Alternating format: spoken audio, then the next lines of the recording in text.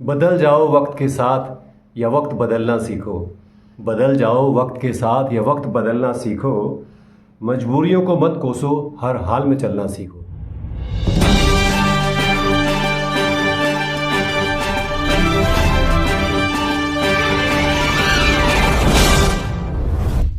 नमस्कार दोस्तों।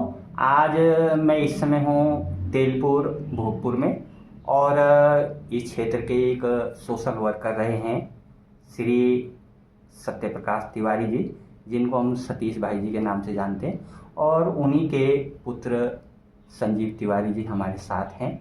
आप भी बहुत अच्छे सोशल वर्कर हैं, ब्लड डोनर हैं, तो आपसे ही जो हैं जानते हैं सतीश भाई जी के बारे में। सबसे पहले जगदीश भाई को नमस्ते करना चाहूँगा, प्रणाम करना चाहूँगा कि जो है सतीश भाई साहब के बारे में, जो मेरे पिताजी हैं, वो जब अपने यंगस्टर्स युवावस्था में रहे तो शायद मैं नहीं समझता कि उनको क्षेत्र का कोई भी आदमी न जानता हो नाम से। आज भी अगर मेरी पहचान है तो कहीं ना कहीं यही है कि सतीश भाई का बेटा है, सतीश तिवारी का बेटा, और वो पहचान मैं चाहता हूँ बनी रहे, हमेशा हमेशा तक बनी रहे, जब तक मेरा जीवन रहे, या हमारे बच्चों का या हमारे और भी किसी का भाई बंधु होगा, वही सतीश के बेटे। अच्छा, उन्होंने रामलीला होती थी उस जमाने भोजपुर में? हाँ, जो मेरी हल्की धुंधली यादों में सहयोग नहीं रहता था, पूर्ण सहयोग रहता था। तन मन धन से व्यक्ति किसी भी कार्य में जुटता था, तो जब तक वो और उनकी टीम उस वक्त जुटे ही रही तो रामलीला चलती रही। खुद भी वो पात्र होते थे, कलाकार होते थे रामलीला में, और उसके अलावा जो पीछे से प्रबंधक कमेटी और वो चीज़ें, इसका मुझे तब चला, आज से लगभग 20 साल पहले जब मैं देहरादून गया तो वहाँ कोई टेंट वाले थे, शर्मा जी। उन्होंने जब मुझे पूछा कि यार भोगपुर उनको जानते, मैंने कहा वो तो मेरे फादर साहब थे, क्योंकि उनकी मृत्यु हो चुकी थी बहुत पहले। तब मुझे लगा कि कहीं ना कहीं हमारे पिताजी का जो वो था व्यवहार क्षेत्र में उत्तम था, सबसे अच्छा था, और इन चीज़ों में बहुत आगे अग्रणी थे वो। अरे, ये रानी पोखरी में जो राजकीय इंटर कॉलेज है आज, इसकी स्थापना में भी मैं कहीं सुन रहा था कि वो भी उसके फाउंडर मेंबर रहे हैं। हाँ, शुरू में ये रहा कि जब ये विद्यालय शुरुआती उसमें चल रहा था अपना, मुझे भी नहीं पता, बल्कि मैं तो कहूँगा कि हमारे क्षेत्र के जो चौधरी चंद्रपाल जी हैं, एक बार उन्होंने हमसे ढूंढते हुए मुलाकात कर ली और पूछा कि आप सतीश जी के बेटे? मैंने कहा।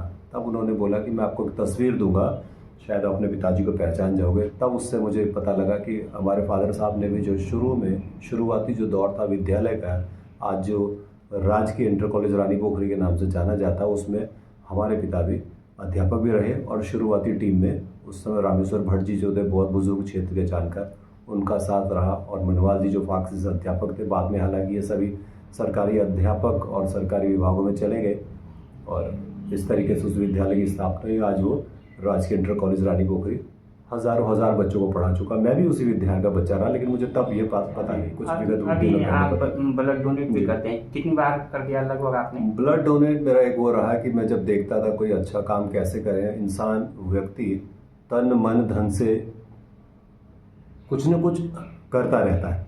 हर कोई, हर किसी के पास सब कुछ, तीनों चीज़ें हैं, मात्रा कम या ज़्यादा हो सकती है। तो जिस मात्रा में जो जिसके पास ज़्यादा है, तन मन धन, तो कहीं ना कहीं सहयोग हमको करना चाहिए। कई बार हमने सुख दुख देखे हैं, जीवन में एक्सीडेंट हो जाता है, कुछ हो जाता है किसी व्यक्ति को, और अचानक से उसको मृत्यु होती है, और सिर्फ रक्त की कुछ बूंदें उसकी जान बचा देती हैं।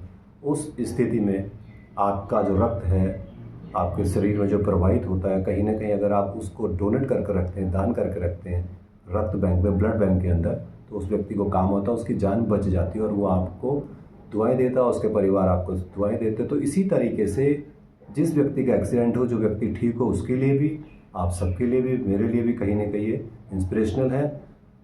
आजकल थोड़ा सा मैं अगर व्यक्तिगत कहूँ तो अपने स्वास्थ्य के हेल्थ कारणों से मैं कहीं रुक चुका हूँ, लेकिन मैं लगभग 16-17 बार अपना शरीर का रक्तदान कर चुका, और आगे भी ये चीज़ें, जीवन जब तक रहेगा तब तक, जीवन से पहले जो चीज़ें कहीं किसी चिकित्सा विज्ञान के लिए, किसी अस्पताल के लिए, मेडिकल स्टूडेंट्स के लिए कोई भी चीज़ अगर शरीर से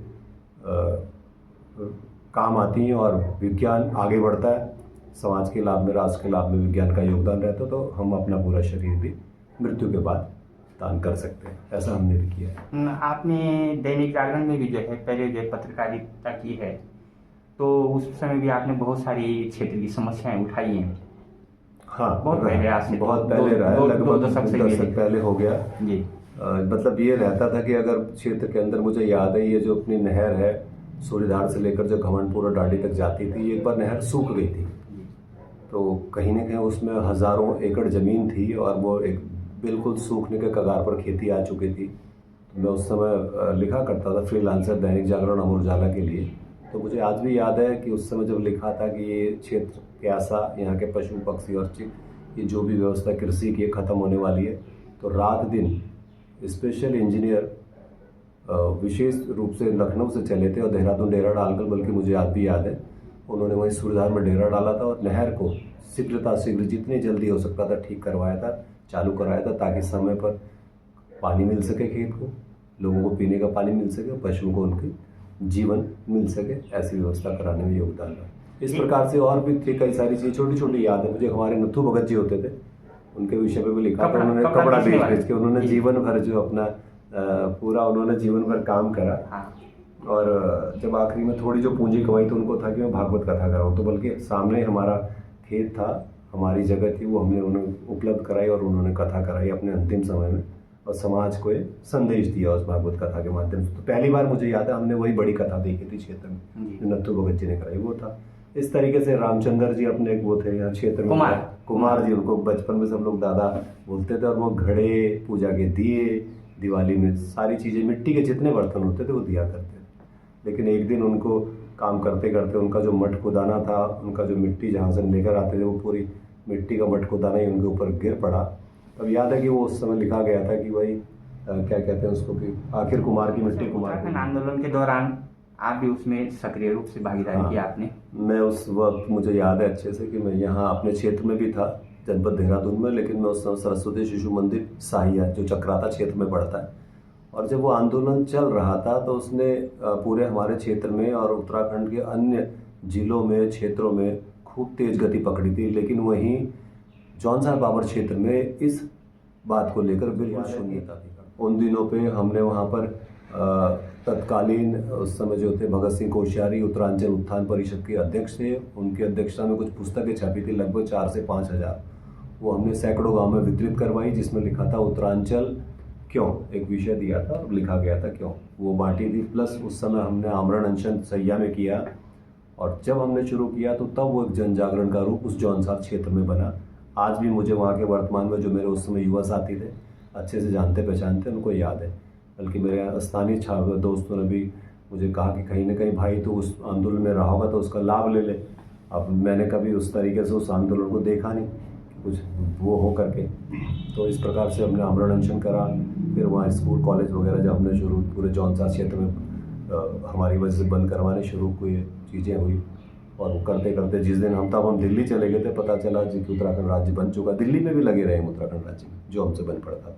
पता चला एक दिन उत्तराखंड बन गया। तो हम जो रानी पोखरी है, रानी पोखरी के बारे में भी आपने भी लिखा था शायद एक बार, जहाँ तक मुझे ध्यान है, कि वो रानियाँ जो हैं जब इस रानी पोखरी क्षेत्र से जाती थी, पोखर था उनका नहाने का था, ऐसा कुछ? हाँ, रानी पोखरी के बारे में ये था कि जो क्षेत्र राजा थे यहाँ पे, जो रानी पोखरी, वास्तव में जब रानी थी उनकी, घमंडपुर के यहाँ के जो राजा थे, उनकी रानियाँ जो थी, जहाँ पोखर भी था पहले वहाँ, बाद में शायद वो तालाब का रूप बना, जो हम सुनते थे अपने बड़े बुजुर्गों से, वो वहाँ नहाने के लिए जाया करते थे, स्नान करने के लिए, उन्हीं की जगह थी।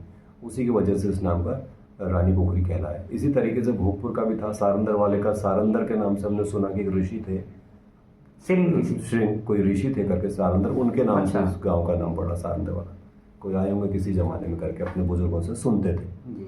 अच्छा, आप भी अपना व्यवसाय जो है दिल्ली में करते हैं, तो जैसे बोलते हैं उत्तराखंड से भी जो है पहाड़ों से लोग देहरादून तक बसे, जो देहरादून वाले हैं वो दिल्ली की दौड़ में, जो दिल्ली वाले हैं वो विदेश, और विदेश वाले घूम के फिर उत्तराखंड। हाँ, ये एक जीवन का साइकिल है। आप इसको ऐसे समझो कि चक्र है जीवन का ना, जैसे आपने शुरुआत करी तो एक गोल राउंड है, वो हर इंसान के साथ, वो व्यक्ति जब शुरुआत होता है वहीं ख़त्म होता है। उसमें मैटर नहीं करता कि आप कितने करोड़ के हैं, आप किस पॉलिटिक्स के बहुत बड़े युग उसमें, एक सर्कल वहीं पूरा होता है कहीं ना कहीं करके। तो दुनिया बहुत छोटी भी और बड़ी भी है, तो ये चलता रहेगा हमेशा। पहले चलता था, मान लिया जाए अगर बात करें पहाड़ों से कि लोगों ने पलायन किया देहरादून के लिए, दिल्ली के लिए, आज वही लोग, उनकी दूसरी तीसरी पीढ़ी फिर वापस हो रही है। तो कहीं ना कहीं चीज़ें, शहर में लोग उस वक्त जाना, उत्तराखंड की अगर स्पेशल बात करें तब जाना पसंद, मजबूरी में जाना पसंद करते थे कि ठीक है कुछ काम धंधा नहीं है यहाँ पे, कोई गवर्नमेंट जॉब ये वो चीज़ें, तब करते थे।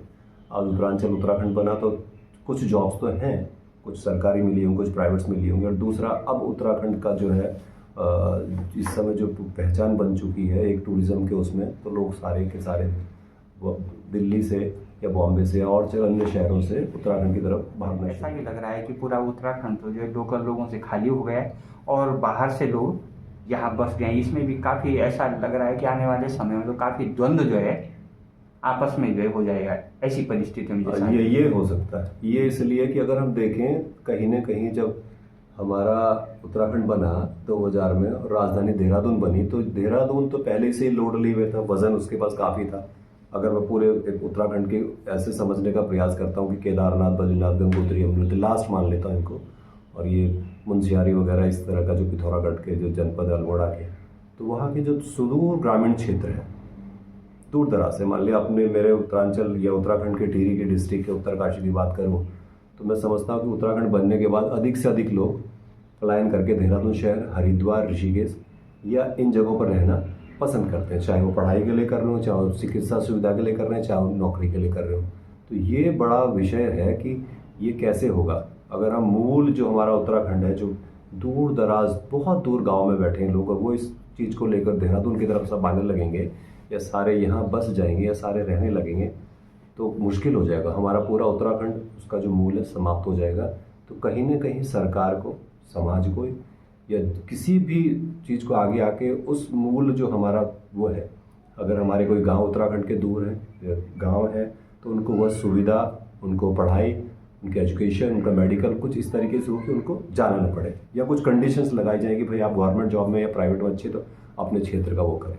व्यक्तिगत एक चीज़ हमारे अंदर होनी चाहिए कि मैं क्यों आया, किस लिए आया, मुझे कब तक रहना है, मुझे क्या करना है, सारी चीज़ें करनी है आपको तो कर सकते हैं। मेरे युवा साथी बहुत सारे चीज़ें हैं, साथ साथ आप बहुत अच्छा व्यवसाय भी करते हैं, बहुत अच्छी जॉब्स करते हैं, बहुत अच्छी नौकरियों पर हैं, लेकिन उसके अलावा भी थोड़ा सा इतर अगर आप सोचेंगे तो बहुत सारे काम आपके पास हो सकते हैं कि यार मैं ऐसा भी कर लूँ अपने लिए, समाज के लिए, मतलब जीवन को जो है कहीं ना कहीं एक अच्छा प्रेरणादायी बनाता चलूँ। तो मेरा यही रहेगा कि अगर आप किसी भी उसमें है, बहुत सारी चीज़ें मैं अगर अपने उसको प्रकट करूँगा, बोलकर आपको बताऊँगा तो शायद वो बात छोटी होगी, क्योंकि आप सब समझते हैं। तो जो भी आपसे बन पड़ सकता है तन मन धन से किसी भी उसमें आप कीजिएगा।